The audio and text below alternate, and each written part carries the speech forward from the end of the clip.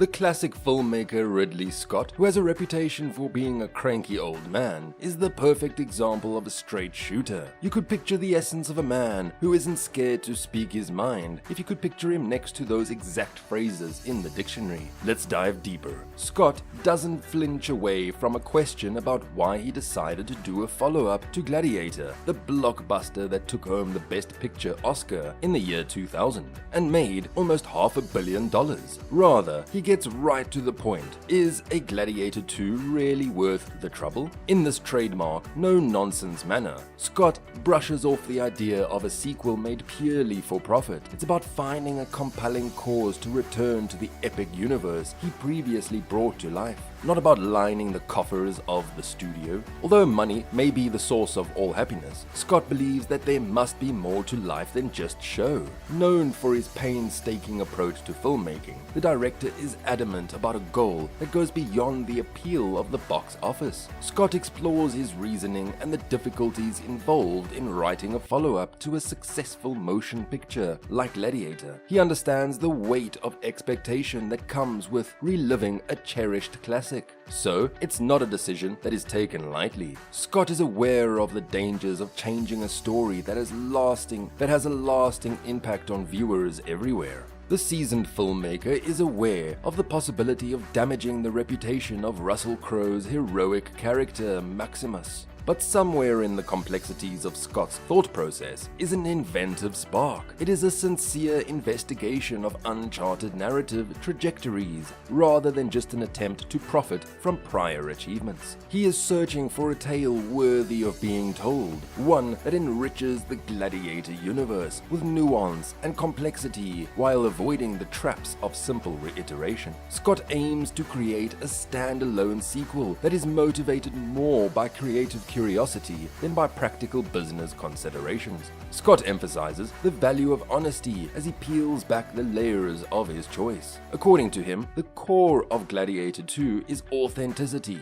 both in terms of the film's plot and the feelings it may arouse. It's about exploring new ground while maintaining the essence of the original. Scott's ambition for a follow-up to Gladiator is to enhance rather than diminish the film's reputation by providing viewers with a novel chapter that yet seems familiar and remarkably fresh. The choice made by Ridley Scott to take on Gladiator 2 as an adventure is evidence of his dedication to telling meaningful stories. It's a quest for cinematic mastery and a defiance of the simple pull of monetary gain. One thing becomes evident as the grumpy old man of filmmaking plots a follow-up. According to Ridley Scott, the secret to magic is the union of passion and purpose, a combination that should make Gladiator 2 a memorable part of the canon of motion picture history. In a recent interview with Deadline, Ridley Scott discussed the financial considerations that went into his choice to make a follow-up to Gladiator. Scott candidly stated that many of us have felt all along that the first movie was completely satisfactory, creatively complete. He asked, teasing the notion that he shouldn't tamper with success, so why muck with it, right? That being said, it was impossible to ignore the financial realities of Hollywood. In the span of 20 years, Scott was constantly talking to people about the possible follow-up. The idea started to take shape on its own and eventually showed itself to be a nearly unavoidable undertaking. Scott understood the financial appeal of the business and realized that in Hollywood, money frequently becomes the deciding factor. Thus, the economic feasibility of a sequel emerged, in spite of early misgivings about distorting the artistic integrity of the first picture. It's interesting to note that Nick Cave wrote the writing for the sequel, which almost went a completely different course. Yes, the same Nick Cave who is well known for his skill in music. In Cave's story, Maximus, the heroic general turned vindictive gladiator, played by Russell Crowe, would come back to life after his death in the first Gladiator. In this parallel universe, Maximus was given a mission by the gods to kill a figure that resembled Jesus, setting forth on a darling expedition. It was an investigation of worlds outside the canonical story, a break from the norm. Despite his reputation as a skilled director, Ridley Scott demonstrated a hesitancy to stray too far from the norm. Although Cave's script presented an innovative and creative interpretation, Scott seems more interested in maintaining the core of the original story,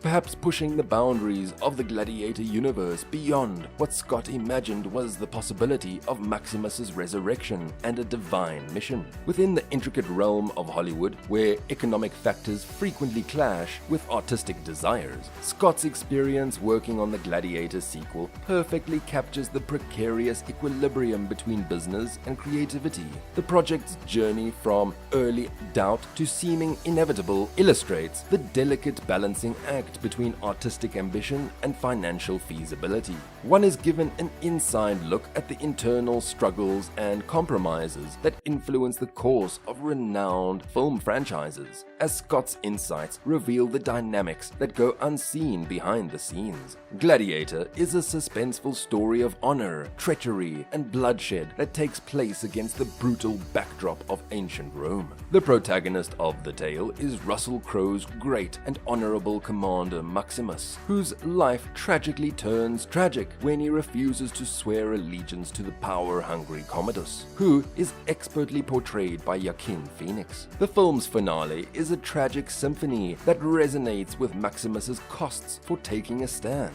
Following his family's horrific murder and subsequent enslavement, Maximus advances through the gladiatorial ranks. His quest is evidenced of an unbreakable spirit, driven by a fierce desire for vengeance against Commodus, the person who killed his family. The stage is prepared for the last one-on-one combat between Maximus and Commodus as the plot approaches its peak. It's a titanic struggle, the result of the movie's unrelenting quest for revenge and justice. Swords clashing, both Maximus and Commodus find their tragic, connected ends in the carnage that ensues. The fallout is a somber reminder of the violence of the times and the price of unbridled ambition. It leaves a disturbing echo, with only a few survivors, most notably Lucilla, played by Connie Nielsen, and her infant son Lucius. The once full stadium is now silent. Their presence brings a delicate veneer of hope amidst the wreckage of the past, a layer of bittersweet hope. Director Ridley Scott creates a world that is intensely emotional and beautifully rendered. The complexity of the story is found in the examination of human tenacity and the results of decisions made in the face of oppression. In addition to the spectacle of gladiatorial fighting through Maximus, Commodus, and the other supporting characters, the audience is able to examine the intricate relationship between morality and fate. After watching a story that, in spite of its tragic ending, captures the eternal spirit of courage and the price one pays for defying the status quo, the audience is left feeling profoundly cathartic as the credits roll. Gladiator has cemented its place in the annals of storytelling by serving as both a timeless analysis of the human condition and a magnificent piece of cinema. Ridley Scott had many obstacles to overcome in order to complete Gladiator 2. Thinking back on the process, he admitted that finding the proper writer to work with presented a major challenge. Although Scott first considered bringing Maximus back to life, he decided to take the story in a more interesting way by focusing on the lives of the characters who made it through the previous movie. The director said that it was clear to concentrate on Marcus's daughter Connie, but by exploring Maximus's son's fate, he discovers a more interesting viewpoint and creates a multi-layered story. This change, which occurred 20 years after the initial plot, posed a new difficulty for Scott that went beyond the difficulty of deciding on Russell Crowe for the role of Maximus. In the first Gladiator, Spencer Treat Clark played Lucius as a young boy who looked up to Maximus. In the follow-up, Paul Mescal assumes the part, who gained recognition for his breakthrough work in Normal People, and his following influential portrayal of a troubled young father in Aftersun.